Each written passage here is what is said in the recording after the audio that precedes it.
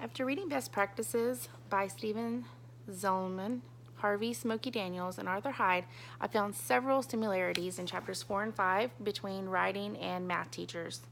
The first one I found was that they both use evidence and reasoning. On page 135, it says that students will think more extensively about the evidence they provide to support their ideas. So students are going to have to research and come up with their evidence to support what they are writing, instead of just making up information or just taking it from a website. They have to have their own personal evidence or provide evidence from another resource. In math on page 167, it says that students will recognize reasoning and proof as fundamental aspects of math. So again, you have to prove your answers. You're not just going to have to write an answer and go on. You have to prove it with your math problem and how you get your answer. Also, each subject has their own unique language. So math, writing, reading, science, their own language. This is stated on page 135 and 168. But this language can be woven into any content area. I can use math language in writing, and writing language in math, and in reading and science. The teachers need to all use this vocabulary in every subject. So I was actually playing bingo a couple weeks ago, and they said that the 2 in the first column was going to be a wild. So people were asking, what does that mean? I said, well, if it's in the ones place, it's going to be a wild number. And they looked at me like I was crazy. They had no idea what the ones place meant. So we need to make sure we're using this vocabulary, this language, in all of our classes, so that as they become adults, they're going to know what everyone's talking about when they say ones, tens, or sequencing.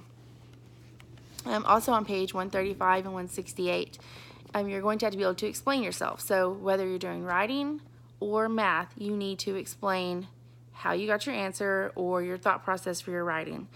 Your audience is going to have to know what you're talking about. So in math, if you do a problem, you're going to be able to write out that problem, explain how you did it, so that your audience, your teacher, your peers, will understand how you got your answer. Same thing in writing. You're going to have to be able to concisely, as it states in the book, concisely talk about what your topic is, so that again your audience fully understands what you're trying to say to them. It says communicate their math thinking coherently and clearly to their audience. So this goes for math and writing. Another way that they were alike is making connections. We have to make connections before we teach anything. So in writing, a student is going to make a connection to something, a prior experience, their prior knowledge, before they start brainstorming and writing their paper. In math, you're going to have to make a prior connection to something you've already learned, so that the math skills can build on that prior knowledge.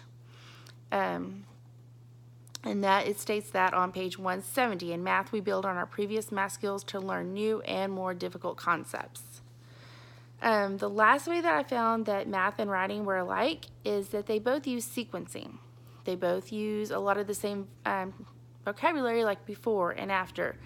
So if we're in writing class talking about sequencing, what words we're going to use next, before, after, first, then, the students are going to understand that in math also when they are sequencing a problem, when they're doing the problem or writing about it.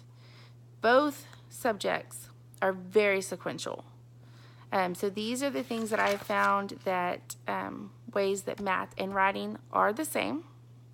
And I believe that all of these can also be put into any content area, and every content area should also be put into writing and math. We should all be cross-curricular, so that the same language is being learned, same vocabulary is being learned.